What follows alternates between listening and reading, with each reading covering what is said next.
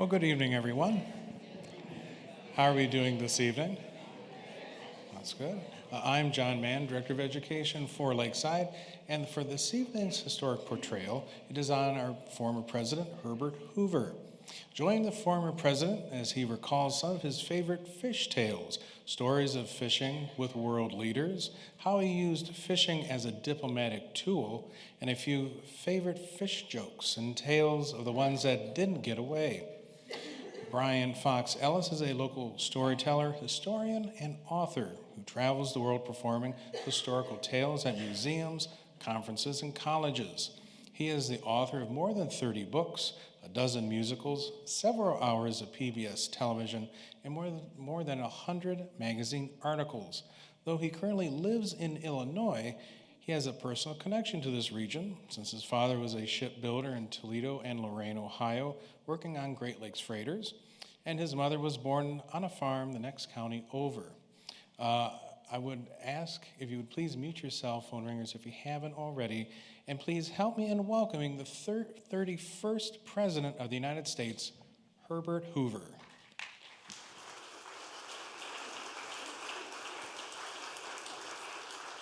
I am pleased you came this evening when you should be out fishing.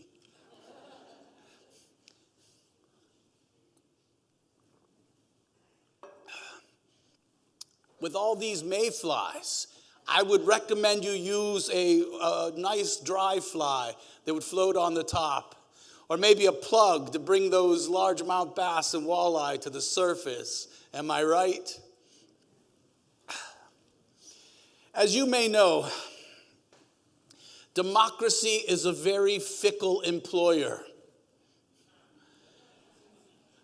I had never run for office before, and yet I won the presidency by a landslide in both the Electoral College and the common vote on my first try. I think I won in large part because it was one of the first elections that women had the right to vote. And I hope you women exercise that right. You might remember during World War I instituted the program, Food Will Win the War, and it did. There were countless mothers of soldiers worried at home, wanting to do something for their boy overseas. With meatless Mondays and wheatless Wednesdays, we started feeding the European soldier before we even enlisted our own boys. Food did win the war, and women and their victory gardens had an opportunity to help with that. I'll tell you more about that later. I was president for one infamous term. Few presidents had more towns named for them during their presidency. You've heard of Hooverville, have you not? After I was president of these United States, I held a more esteemed and respected position. I was president of the Isaac Walton League, one of America's oldest conservation organizations dedicated to fishing. I helped to contribute articles to their newsletter and wrote for The Atlantic and Christian Science Monitor and Field and Stream. And these articles were collected by a publisher who read voraciously, it seemed, everything that I wrote and came to me with reams of paper and wanted to know if I would allow him to publish Fishing for Fun and to Wash the Soul. I will share a few of these stories with you tonight and how I used fishing in international diplomacy. As many of you know, I was born in Iowa. My father was a blacksmith. My mother was an itinerant Quaker preacher. And I will tell you, I had so much joy with a willow pole and a long piece of wood and a couple of hooks, 10 for a penny, catching bluegill out of West Branch in West Branch, Iowa. I have since eaten at the finest restaurants in New York and Paris, London, Milan, Madrid, and no 5-star or Michelin chef has ever prepared a meal so filling and satisfying as a bluegill caught in a stream. Scaled with a pocket knife, a stick run through it, and roasted over a fire. Have you enjoyed such delicacies? Now, every spring, good grandmothers give their grandchildren a tablespoon of cod liver oil to chase away whatever bugaboo might be haunting them from the winter. But my grandmother knew that a willow pole, a piece of string, and hooks 10 for a penny would cure any boy of any sadness or illness that might be afflicting them.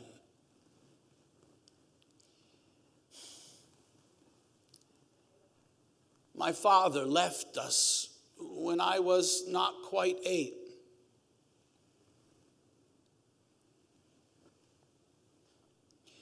And nearly a year later, my mother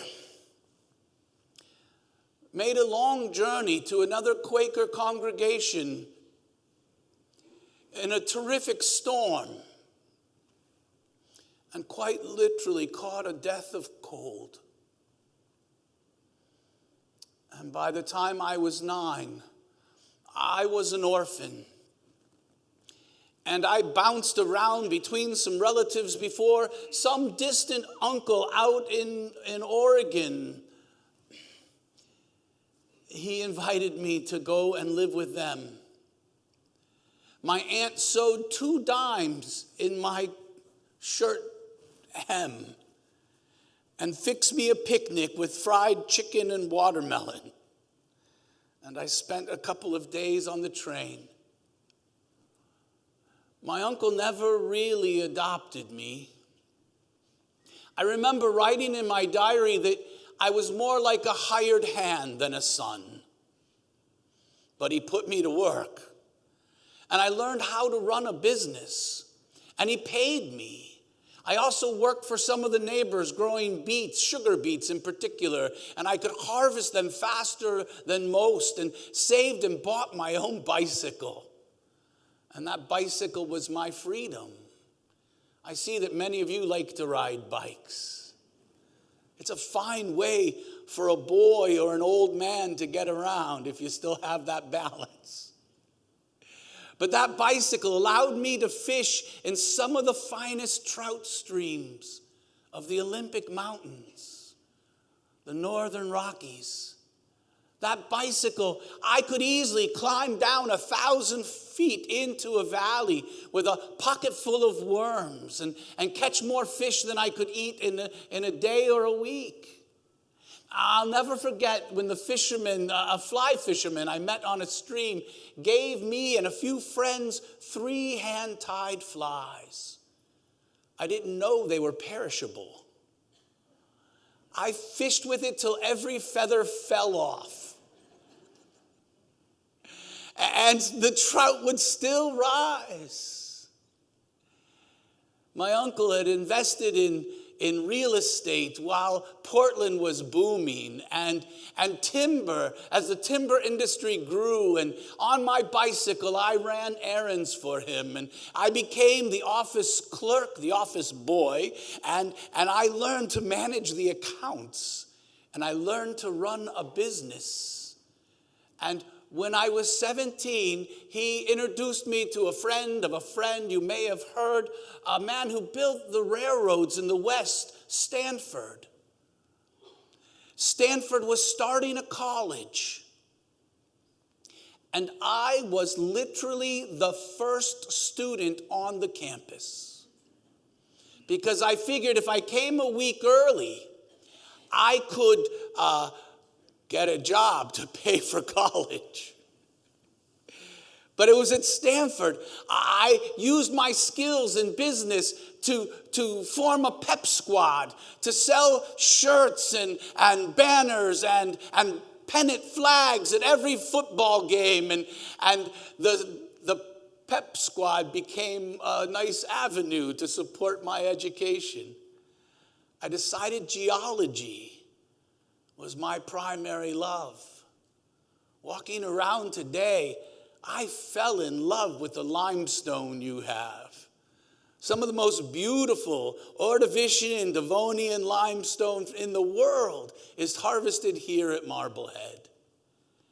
I manage the geology lab where I met my wife, Lou Henry. I wish she were here. I think one of the things I most loved about her is she was born in Iowa and went fishing with her father in the Cedar River, just a few miles from West Branch. She grew up in very different circumstances. I was an orphan. Her father was a wealthy banker who opened a bank in San Francisco, and his fortunes rose. She was the first female geology student at Stanford and graduated with a degree in science. I love a strong woman. I married one. How many of you have a special place for the strong woman in your life? I love Lou Henry. We love to go fishing. When I graduated from college, I worked throughout the Rocky Mountains as a mining engineer, looking for silver, like the Comstock lode, and coal and oil and gas. And I lied about my age and grew sideburns to make me look older, and got a job with a British firm in the white heat of Australia. If the white heat didn't kill you, the black flies did. But I quickly earned an international reputation as the doctor of sick mines. I would come to a mine that was underperforming and figure out how to not only extract those minerals, but to sift what was valuable. Many would discard the tailings as waste, and I knew they were toxic. And I thought, in that waste is also value. It might be gold or silver we seek, but there are other rarer minerals. And by managing how we manage the tailings, we could increase the profit. And yes, I fished everywhere I went. Lou Henry had one more year of school, and we traded letters during that year. And at the end of it, I came back to San Francisco. We were married in her father's parlor. And for her honeymoon, I took her on a journey around the world. We spent 5 years circumnavigating the globe. I discovered the oil fields in Russia. We spent time in China during the Boxer Rebellion. And because I'm a good Quaker and a pacifist, when the Boxer Rebellion came to the American compound, my wife, Lou Henry, welded a pistol to defend us. During our voyages around the world, we transcribed and translated a lost medieval text on alchemy, mineralogy. We edited and published it ourselves, and I understand that every geologist to this day is recommended to read a copy. It was one of the first treatises on chemical nature of minerals. Was it alchemy or chemistry? Was it magic or science? Lou Henry earned doctorate degrees for that work, honorary doctorates, before she was First Lady. While we were in China during the Boxer Rebellion, we found some mythological stories about lost treasures. But in a closer read and study, we found the largest silver mine in Burma. When she and I and a handful of others went into the mine, we knew we had struck it rich. What we did not know is when we left that mine, there were fresh tiger tracks on top of our tracks. Lou Henry loved an adventure. And yes, we fished everywhere we went. Could you imagine 100-pound catfish in the Mekong Delta? Tarpon in the South China Sea. Eels and sturgeon in Russia. I just happened to be working from our headquarters in London.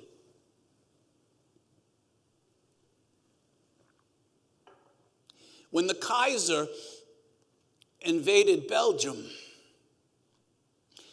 and there were literally boatloads of Americans fleeing Europe, often coming to London. And so with my connections, I began to organize. We took over the gymnasium and the meeting rooms of a school, and we organized this exodus.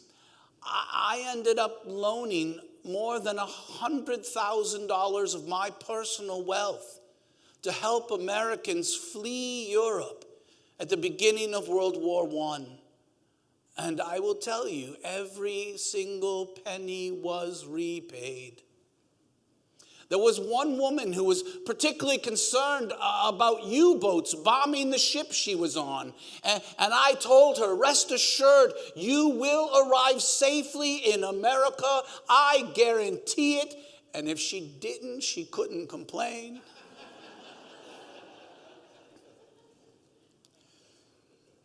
I put my wife, Lou Henry, and my 2 young sons on a boat you may have heard of, the Lusitania.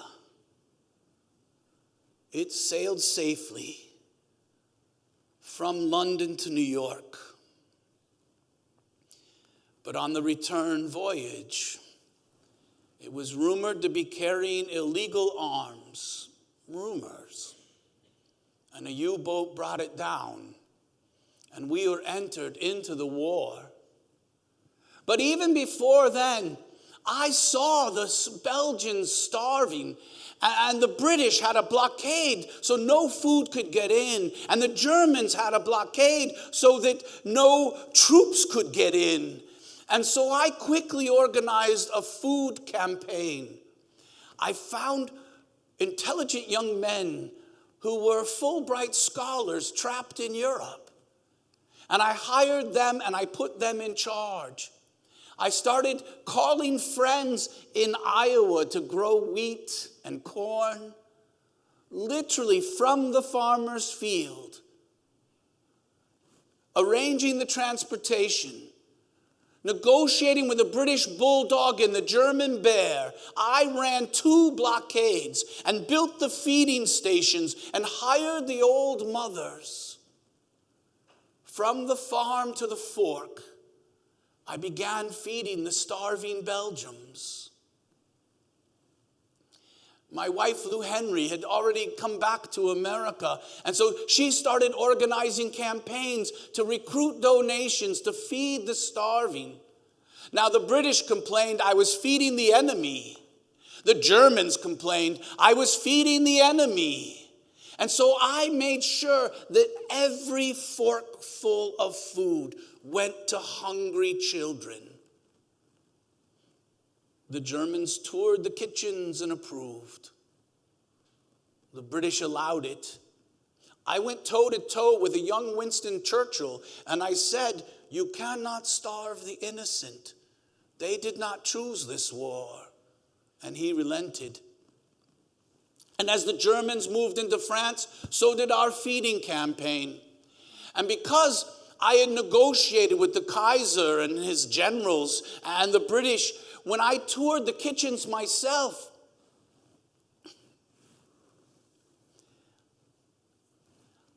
I entered the trenches from both sides. I sat on a German hillside and I watched the mustard gas wafting across the fields and the Kaiser bragging of his work. I saw the trenches from the French side, the Sorbonne, and the horrors. But I continued to feed as much as I could. I am not one to brag, but the Belgian government appreciated what I did. The French government. I did not do the math, but someone else has recently said that my campaign saved 26 million lives. 26 million starving children were saved because of the generosity of America. It wasn't me. It was you with your wheatless Wednesdays and meatless Mondays. We saved more lives in World War I than any tyrant could burn or bomb or destroy. I had very little time for fishing. But when America entered the war, I came home and Wilson hired me as a food czar, and food did win the war. We launched one of the best marketing campaigns because of my connections in business. I got beautiful posters made and convinced housewives that they could make a difference for their husbands. That mothers in their sacrifice and their victory gardens could help preserve the life of their son over there. I became the Secretary of Commerce and continued to regulate agriculture. How many of you like that all the milk containers are the same size? You're welcome. I standardized packaging. Have you ever heard a voice on a radio? I created the communications department. What is it called these days? The National Federal Communications Bureau. And my voice was the first voice heard on a national radio broadcast. This delightful face was the first face seen on a television on the first national broadcast. I had a public argument with the Secretary of the Treasurer, Secretary of Commerce.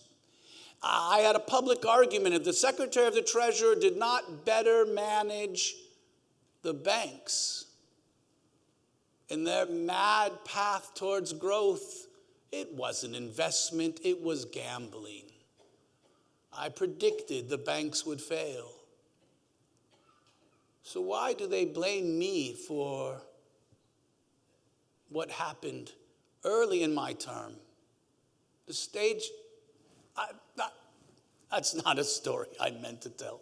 As Secretary of Commerce, I also regulated fishing.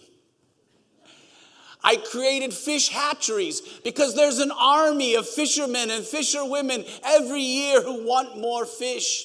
And because prior to then, overfishing was not just a problem, we were starving the lakes and streams. You know here, Lake Erie, the shallowest of the Great Lakes, had one of the greatest fisheries in the country. But over-harvest depleted the supply. And so by regulating the fisheries, we preserved the native fish. And we built fisheries and hatcheries. I remember going to Yellowstone one time. And I was fly fishing in the mountains, and I stopped by to visit one of those fish hatcheries. They were growing rainbows because everyone loves a rainbow trout. But the brown trout are the native fish. And if we restore the native fish, then the whole environment is healthier. Did I tell you that Teddy Roosevelt was a good friend of mine? He inspired me with his foundation of the national parks and the national forest and wetlands. He inspired me so much that I established Shenandoah and the Great Smoky Mountains and Death Valley, and I added twice the number of acres to the national forest system. When I was elected president, the first thing that I did is I sent my wife, Lou Henry, into the Appalachian Mountains. I wanted her to find a good trout stream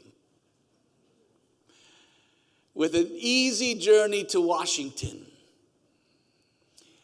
It was actually a team that scoured those mountains, and we established Camp Rapidan. My wife had already worked with an architect to build our home at Stanford in Palo Alto. And so she went to work building a variety of cabins, the presidential suite and cabins for servants, and a great meeting room. Actually, walking around here today, there are lodges that remind me of Camp Rapidan. Now, some presidents use golf as a distraction. They play golf to get away from the dilemmas of Washington. But some play golf to build alliances, to deepen friendships, to understand people so you can make a better deal when the deal needs to be done. That is how I used fishing. I cannot count the number of senators and congressmen that my wife had invited them and their wives to Camp Rapidan to spend a weekend trout fishing in the mountains and sitting around a fire with a good warm toddy. Yes, it was prohibition, but I had a medicinal license to use. We could get things done that we couldn't do arguing on the Senate floor. I remember when I invited Ramsay MacDonald, the Prime Minister of England. I still don't believe it. When did we declare our independence from Great Britain? When was the first time a prime minister came on an official visit? It was more than 150 years later when I was in the White House. I was the first to invite the prime minister. I knew him when he was in Parliament during World War I. When Ramsay MacDonald arrived in the White House, I said, "Do not unpack. You are going fishing, sir." And he protested. He said, "I didn't bring the clothing, the garments." I said, "I have enough you can borrow." And a tailor measured him. And before we arrived, he had his own fishing vest. And sitting on a stump, listening to the singing of the river, the gurgling of water over rocks, on a starry evening, Prime Minister Ramsay MacDonald and I negotiated the first ever in world history, the first international disarmament agreement. Why do we spend money building more bombs and bombers when we know that every man we employ as a soldier takes 10 men and their taxes to cover that cost? Every farmer and carpenter and businessman is working several hours a week to build that battleship or that plane. And we must work as hard at peace and preparing and maintaining the peace as we do for war. Can I get a huzzah? Do you agree? And it was while fishing we set the stage for the first international disarmament. I was afraid that Europe was building towards another great war, and I did all I could to at least delay, if not prevent, such a war.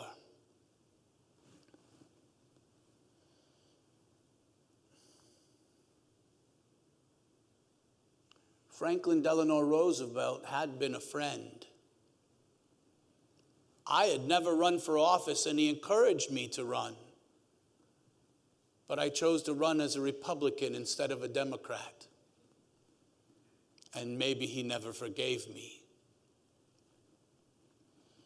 I was a progressive Republican. Do you use those words in the same sentence? Need I remind you that the original Republican Party ended slavery, funded education, created national parks?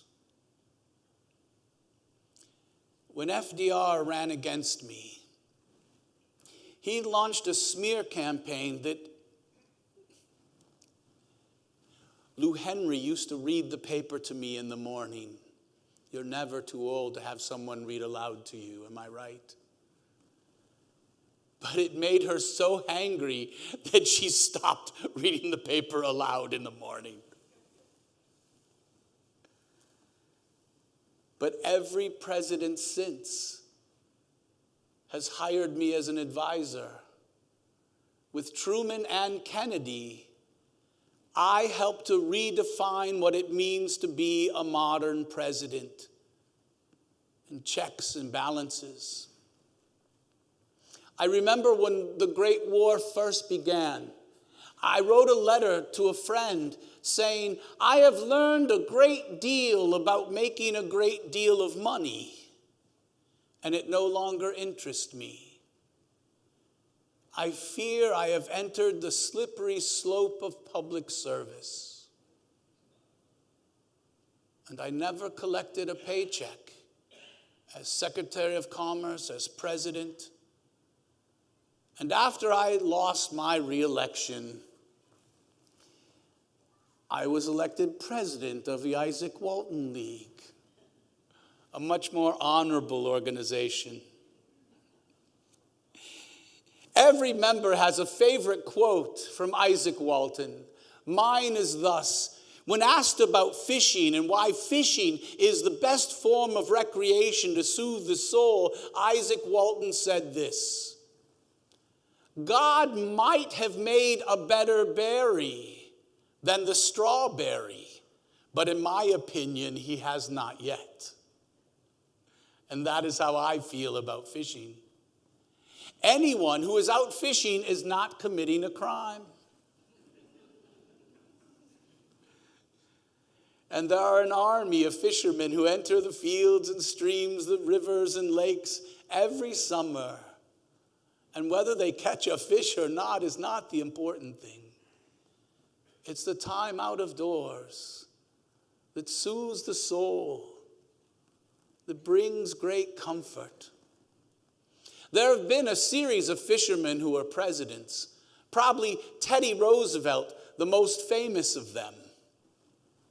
But Daniel Webster, though he ran for office several times, never won, he has written beautiful essays about the spiritual nature of fish wading in a stream with a bamboo rod and a fly you tied yourself, with the feathers to mimic the insects that have hatched. Could you tie a fly like a mayfly? You would catch something today. I'm sure you would. I remember when I was president, it was a tradition with the legislators from Maine. They were members of a fishing club, and when the Atlantic salmon would first come up the rivers, the Penobscot, and through Portland, Maine, whoever caught the first largest salmon would bring it to the White House for a photo with the president. For decades, this tradition, they have a wall of photos of presidents holding presidential salmon. When they came to my White House, and that salmon was delivered, my chef knew that I loved to eat salmon and skinned it. And when it came time for the photo, several Secret Servicemen stitched the head back onto the skin and stuffed it with cotton and whispered, said, "President Hoover, be careful how you hold this fish." And I noticed after the 14th photographer said, one more photo, that bits of cotton were leaking out between my hands. Those later photos did not appear on the wall of that fishing lodge. Every good fisherman should have a few good tales or yarns in your pocket along with some of your favorite flies. Oh, I would use this one. Today, that would really work well. It's bigger than a mayfly, so it would catch their attention. Well, I remember one time I was fishing out in the Grove in California, and I came back empty-handed, empty creel, and I saw this young boy, and he must have had a dozen fish. And so I asked him, "Where did you catch all those fish?" He said, "Well, sir, you go up this road until you see a sign that says no trespassing. Go past that sign. And when you see a second that says private property, you know you're on the right trail. And when you come to a stretch of the stream that says no fishing, that is the place." Growing up in Iowa, there were a lot of Swedes. Do we have any Swedes here tonight?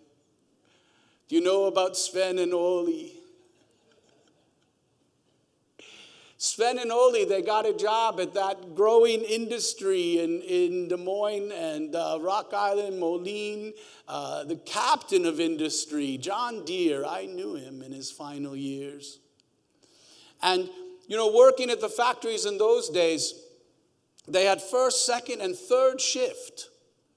And so the whole factory would close down for 2 weeks, usually in the summer, and everyone would get vacation so the working men could take their families fishing. And Sven and Oli, they had migrated down from Minnesota near Minneapolis, and so they packed up the automobile and they drove north to Minnesota, and they fished for 2 weeks. And they caught one fish. As they were driving back, Sven said to Oli, "Next time, we got this good union job. We should save our money. Next time, we should hire a guide. Then we'll catch more fish." And that's what they did. They saved their money, and the following summer, they hired a guide. They bought new tackle box, new fishing poles, a new net. They had to buy an out-of-state license now. And they fished for 2 weeks, and they caught one fish. And as they were coming back, Sven said, "Oli, with the cost of that fishing pole, those new tackle, the guide, and the out-of-state license, that fish, it cost us $72 a pound." And Oli said, "Good thing we didn't catch any more."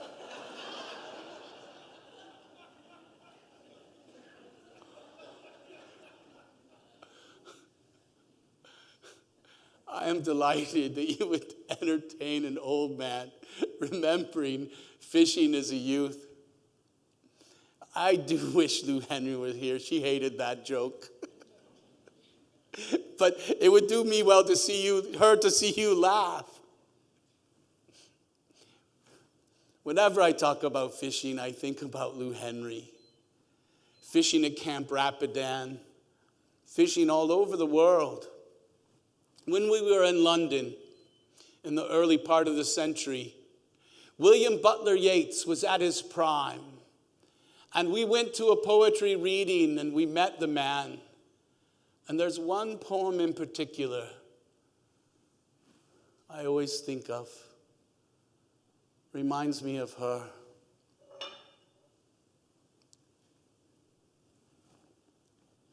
The Song of the Wandering Angus. When Yeats recited his poem, he didn't sing it with a melody. It was more like a descant, or there was a rhythm. He would sing the poem because poems are songs. I won't attempt a bad Irish accent.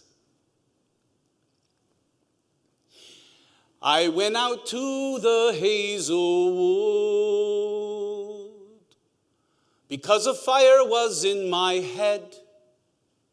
I cut and peeled a hazel wand and tied a berry to a thread.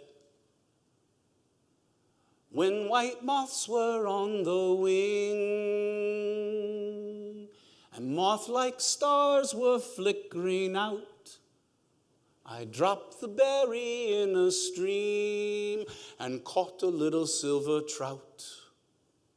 When I had laid it on the floor and bent to blow the fire to flame, I heard a rustling on the floor and someone called me by my name. It had become a glimmering girl with apple blossoms in her hair. She called me by my name and vanished in the glimmering air. Though I am old with wandering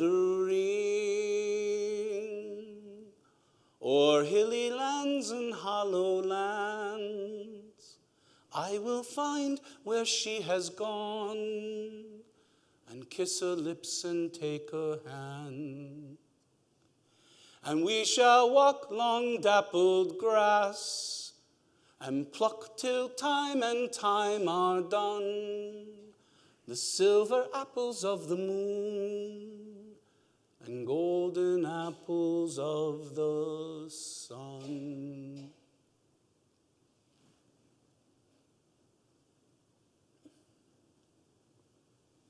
After that brilliant piece of poetry, I want to end with a corny little prayer, if you'll indulge me.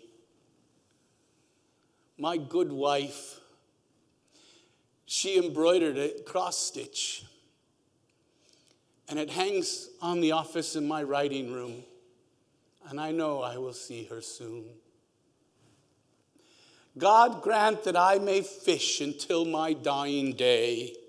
And when it comes to my last cast, I humbly pray, when in God's landing net I'm perfectly asleep, that in his mercy I be judged good enough to keep. Thank you.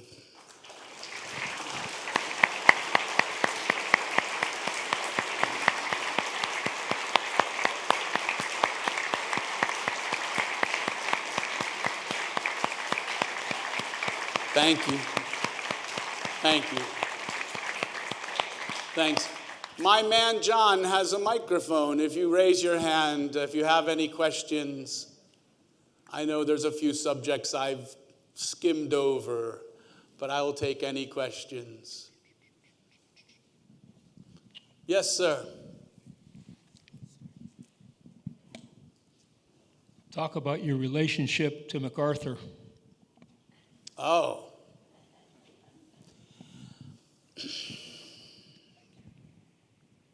Are you sure? Tell us about your children. Oh, I would much rather talk about my boys. Both of my boys followed in my footsteps, not into politics, but science. I endowed Stanford handsomely, and they graduated with honors.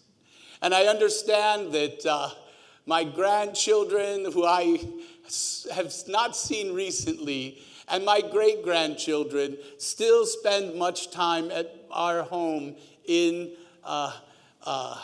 West Branch, Iowa.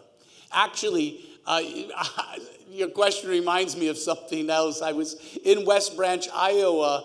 Lou Henry and I actually bought not only my childhood home, but half the village, and established one of the first presidential libraries, funded not by the public, but with our money. And they have Hoover Days to celebrate my birthday coming up in August. And the museum has gotten a facelift. If you haven't been, they're reopening sometime soon. So my sons and grandsons, back to your question, have played a role in keeping the family story alive. And I've been invited to participate in West Branch in part because there's so much of my story that America doesn't fully appreciate. Another question. Way back here. Getting your steps in today, John.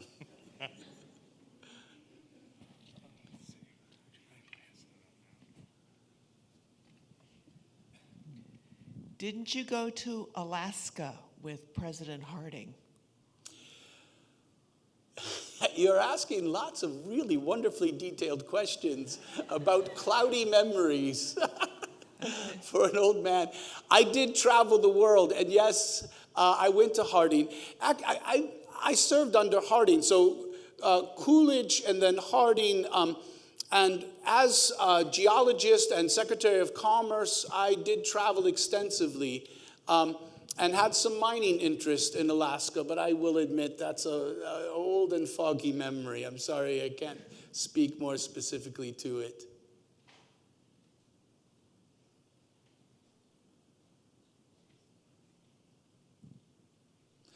Well, then I'll drop the hat and the age. Oh, it's still sore.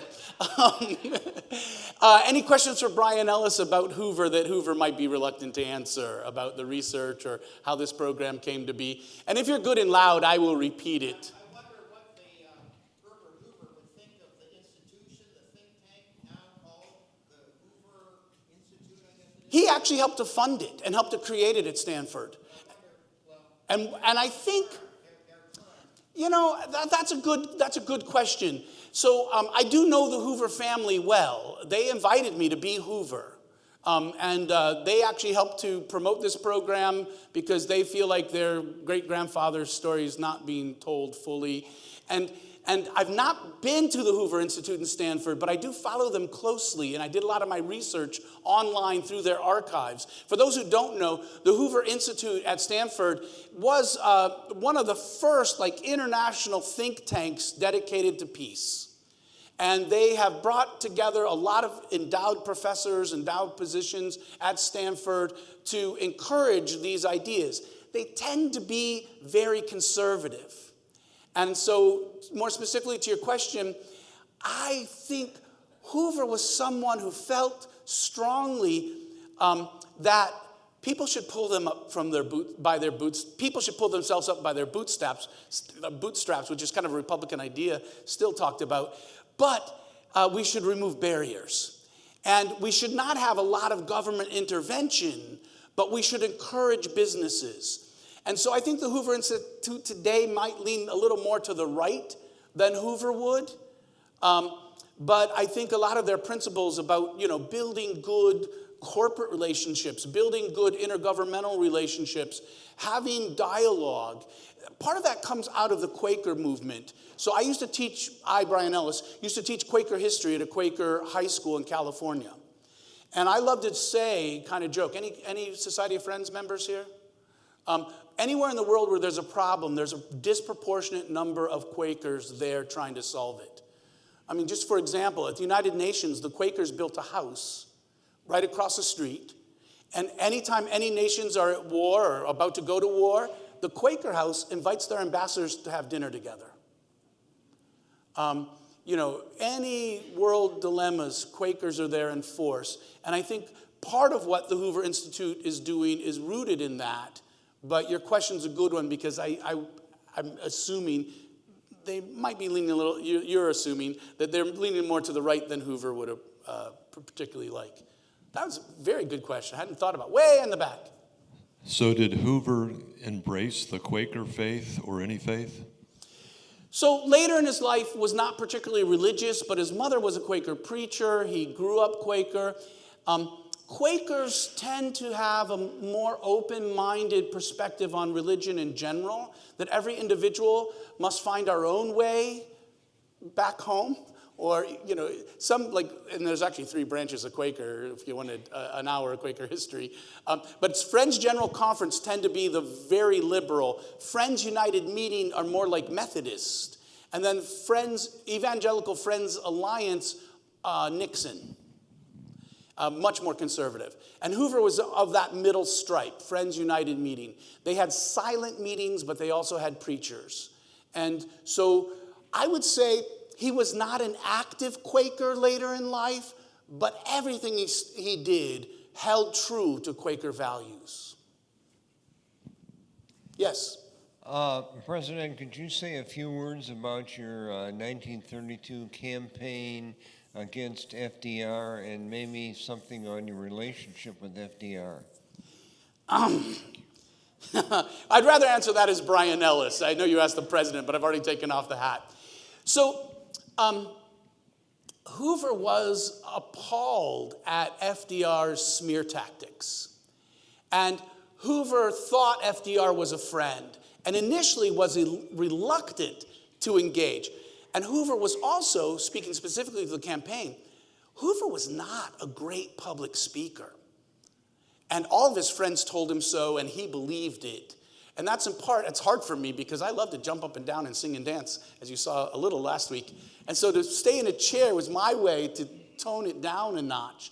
So his campaign was not terribly successful because he was not the great orator that FDR was. And FDR somehow did a much better job of managing the press and attacking Hoover. And Hoover was reluctant to engage in that regard until it was kind of too late. But I will also say, FDR was better at initials. The WPA, the CCC, who started those programs? Hoover spent more on government infrastructure than any president before him, knowing it would take a while for that to reverse the depths of the Depression.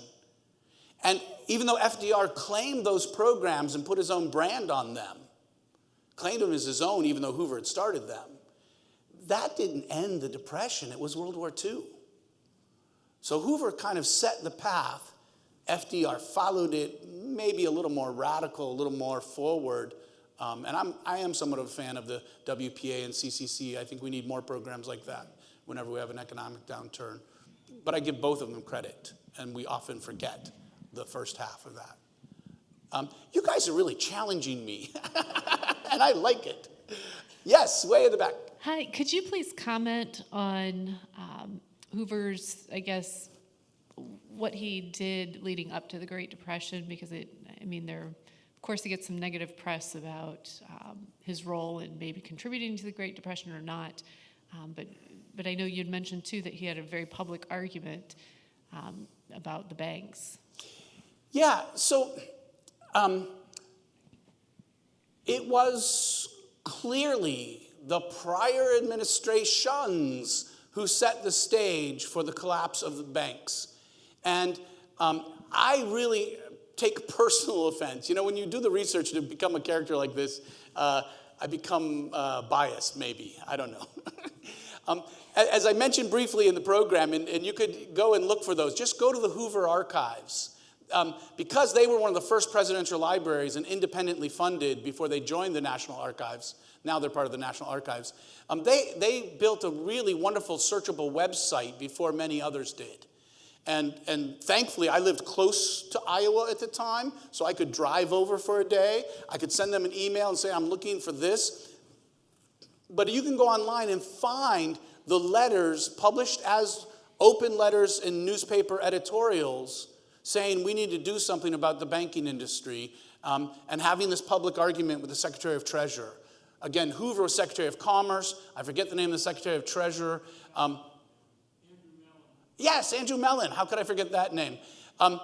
You know, there are people with a depth of funding who can play at the stock market and gamble in such a way that is good for their bottom line, but not so much good for industry. And so it's really hard for me to hear anyone want to blame Hoover for the Depression. I will say he may not have acted fast enough when the bank began to crash. He may have had a different idea of how to solve it that wasn't working well at first.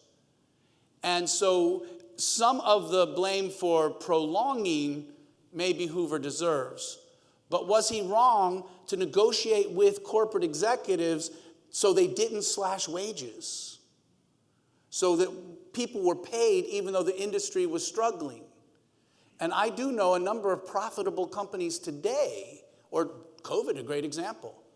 They continued to pay their employees during COVID, knowing that it was going to affect their bottom line negatively because their lifelong success was built on those employees. That was more Hoover's perspective on how we pull ourselves out, negotiating with the titans of industry because they were all of his friends. He was one of them. So does that begin to answer your question? One more? We have time for one more. Yes, right here. Second seat in. Two questions. One, why did Herbert Hoover retire to New York City instead of San Francisco or Palo Alto? And then the second question is, why did Harry Truman go to Herbert Hoover to ask for help when he became president? Those are both excellent questions. So as some of you may not know, Hoover retired to the Waldorf Astoria in New York City. He had, like this penthouse apartment. And I believe he really liked it there. He was near the center of power. He also, because he lived in a hotel, he had room service, he had laundry, he had a maid. Without Lou Henry to help take care of things, and he was very dependent on her. And I can't say it enough. She was a marvelous woman. I'm in love with Lou Henry. Actually, Hoover's granddaughter, or maybe great-granddaughter, Leslie Hoover's become a family friend. She commissioned me to do a special show. That's where I got the idea of sitting in a chair. She said, I want you to just sit in a chair and tell stories about Lou Henry all night.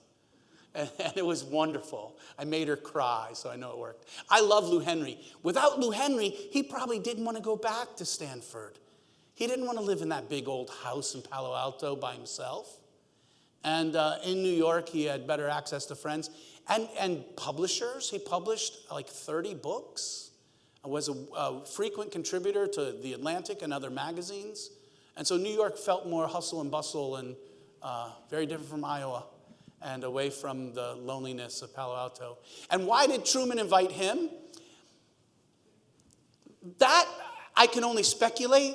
But as I mentioned, not just Truman, but every president after, and he lived into the mid-60s, so even Eisenhower a little bit, they loved Truman. Not only was he a very nice guy, he has a reputation of being cold and stiff because he was a terrible public speaker, but the first home movies in the White House were Lou, Henry, and Herbert.